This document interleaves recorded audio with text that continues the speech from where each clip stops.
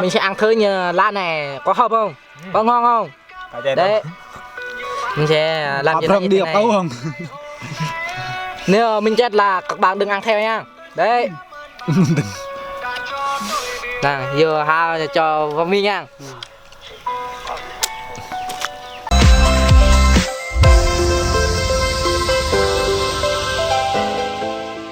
Hello, xin chào tất cả mọi người đã trở lại với kênh Rút TV. Hôm nay anh em chúng tôi sẽ lên núi bắt con kiến vàng. Bây giờ anh em chúng tôi đã hái mấy quả mít nhỏ nhỏ đó, nó mới có trái đó. Bây giờ thì anh em chúng tôi sẽ lấy cái mít đó bỏ vào cái cùi này đó. Bỏ vào cái cùi này, xíu nữa chúng tôi bắt con kiến vàng bỏ vào cái cùi này, rồi lắc nó để nó chết trong đây luôn nha các bạn ơi. Rồi chết xong rồi thì khi nó chết rồi thì mình mới ăn. Ok. Bây giờ anh em chúng tôi sẽ đi thôi. Bây giờ anh em chúng tôi sẽ đi và đi tới nơi mà tìm được mấy cái tổ con kiến á, con kiến vàng á, như các bạn đã biết á. Rồi anh em chúng ta sẽ làm món ăn của người Tây Nguyên mà ba mẹ ông bà ngày xưa thường hay ăn. Anh em chúng tôi đã tới núi rồi các bạn ơi. Đó, đi tới núi luôn nha các bạn ơi. Bắt được cái con kiến vàng này, trong làng nó không có nhưng mà nó ít nhỏ nhỏ xíu như vậy là nó bẩn nữa. Người ta đi lung tung nó ăn cái đó bù không được. Nên anh em chúng tôi lên núi để bắt con kiến vàng sạch sẽ và chất lượng nhất. Đó.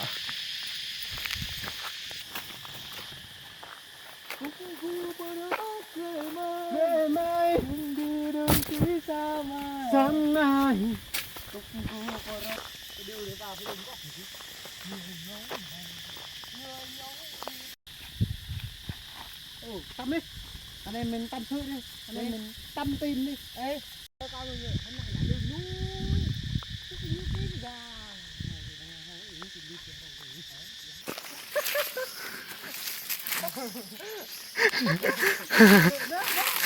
Hiện tại chúng tôi đang đi lên núi. Bây giờ chúng tôi chui vào núi. Đó, thấy chưa các bạn ơi? Đang chui vào núi. Chẳng già nha.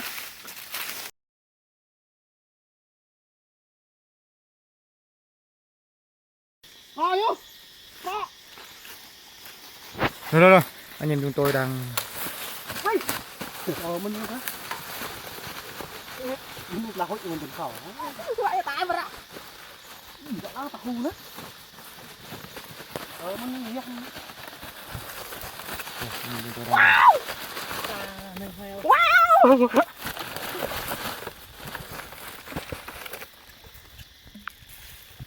Hôm nay tôi bắt được con kiến vàng này, rất là vui đấy nha. Mà vui lắm. Vui lắm, căng đau lắm.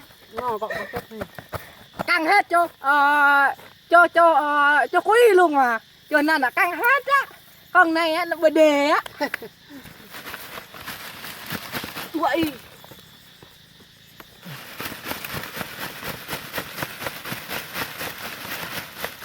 Ui. Ui. Đủ sẵn lấy đó đùa được lên bên không mình dế là thế này dế là về là hàng mình chưa Có là sẽ tên được là được lắc nhiều bị coi có rồi cái thò mình này hát đỡ phanh hơn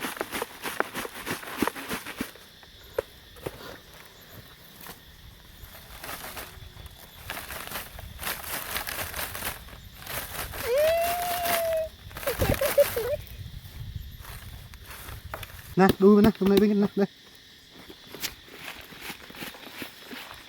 vô đây được rồi. nên chúng tôi sẽ hái lá này, bẻ lá này để ăn với kiến vàng đó, để rất là đẹp không? để ăn với kiến vàng đó, hai lá này để ăn với kiến vàng. Đấy, bao nhiêu đây thật là đu rồi nha. Đó.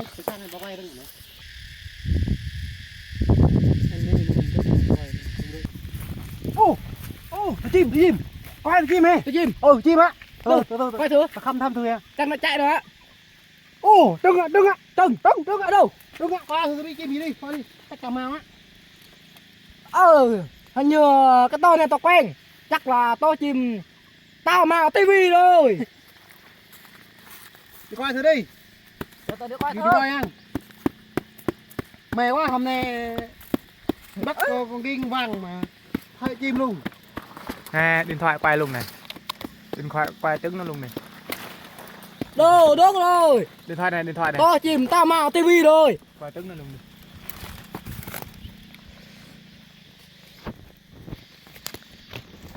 Bơm nó cái đó. Bơm. Đấy, Dây Đây à. đấy, tôi chìm hàng. Đu đấy. Nét đi. Đây hàng cây này rất là cao nha. Cây này tôi lên hơn 100 mét nha. Đấy. Đó, cao lắm này đó. Đây nè, cao lắm nè. 100 mét. Nè. Đây nè. Bốn cái à? 4 cái. 4 cái trứng này đây. Rồi xong rồi đó. Đây. Đây. Đưa máy đây. Cây cọng lai đó các bạn. Nè. Nói là vùng ở Gia Lai ở núi Chịu Đằng Gia á, hiếm lắm. Cọng lai á, đây này, có được cây đây này. Cái thân nó người ta lấy rồi giờ con lại cái cốc á. Cốt cho ập thật lẹ. Khó sức chưa? Lật lẹ to thâm này nè. Vậy thôi á, giờ Huy đang bị phá đó.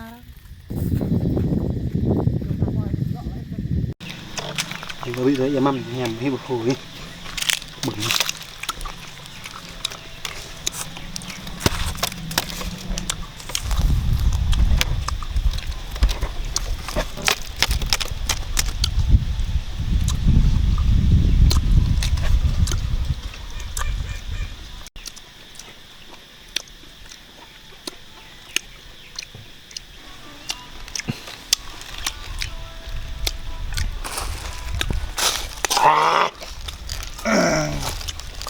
Đó, như các bạn đã thấy này bạn ơi đó. Đây, vẫn còn sống đây nha. Còn đây là chuối nha. Dạ chuối được. Mít. Mít đấy. Đây này. Dạ mít nha. Đó, đây là sâu các bạn ơi. Đây này. Cái này con kiến nhờ, cái con kiến nó còn sống này. Ăn nó rất là ngon luôn. Đó. Đây. Châu cha. Đó. Ngon khó cưỡng. Từ nhỏ tới lớn chưa ăn được món này. Mình ăn thử có sao không? Đây. Đây nè. Mình sẽ ăn thử như lá này có hợp không? Có ngon không? Đấy. Mình sẽ làm như thế này. Không? Nếu mình chết là các bạn đừng ăn theo nha. Đấy.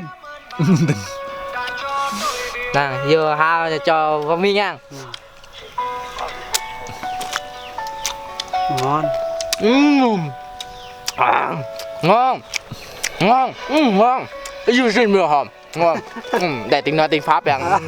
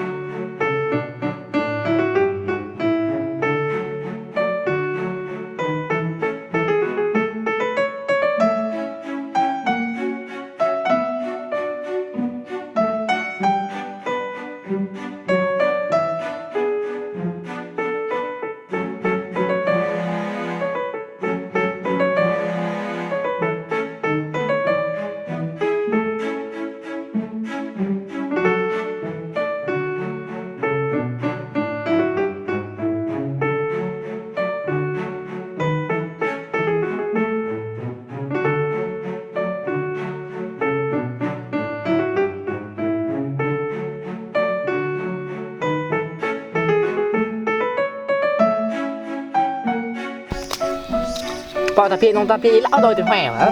Từ đấy. Bị lần lết lết nữa. Nổi đấy.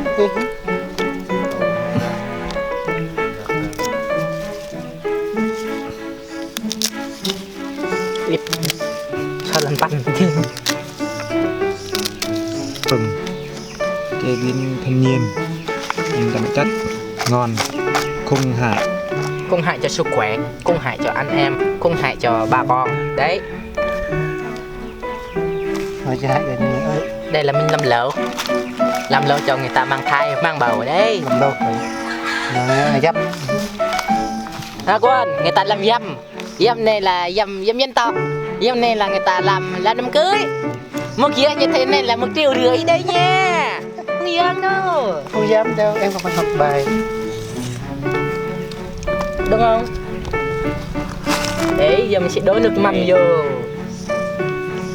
Chắc món như thế này người kinh chưa ăn đâu.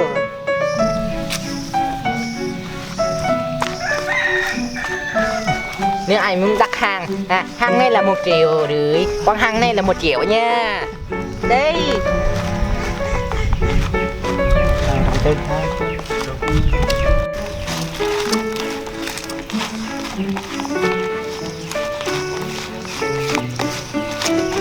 Ăn mày bữa nay nó làm thịt ngon quá. Thưa các bạn, sau đây chúng tôi đã trộn xong, hồi nãy chúng tôi đã giao muối này, ớt, bột ngọt xong rồi. Bây giờ hồi nãy chúng tôi đi bắt ở rừng á, bây giờ về nhà chúng tôi chế thêm rồi, này là dây mít. Lá này chúng tôi không biết người Kinh gọi là lá gì không biết, nhưng mà chúng tôi cắt cho người dây mít rồi trộn.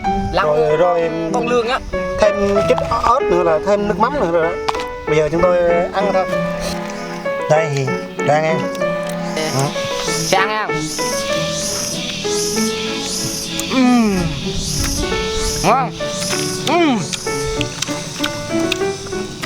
Ta mà đồ nhé. Đây thưa các bạn, ăn nha.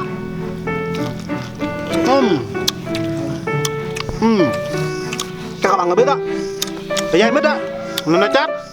Mỗi khi mình ăn chấm muối hoặc là nước mắm á, nên nỗi mà mình có thể mà như nào nó dị hơi á, chát á. Nhưng mà đôi khi mà trồng chung với con kiến vàng á, không bao giờ cảm giác chát gì hết á, ngon thôi, ngọt luôn, ngon luôn, chua. Hay, nó thì chua hết, wow, ngon.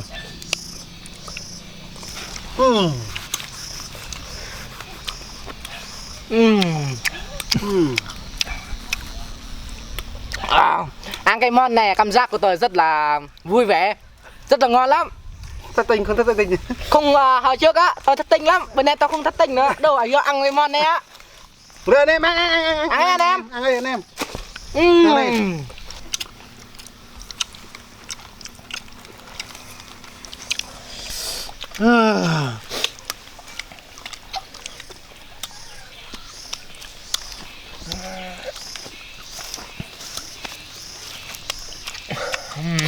Này nhìn mình bão một cái này nhìn vào nhặt.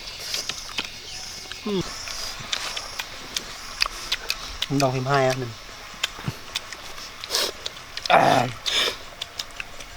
Chân lên chân bỏ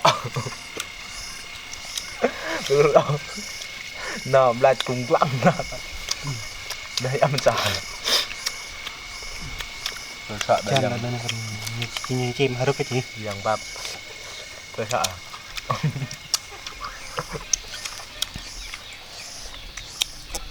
Chẳng được có đợi bỏ tôi sợ.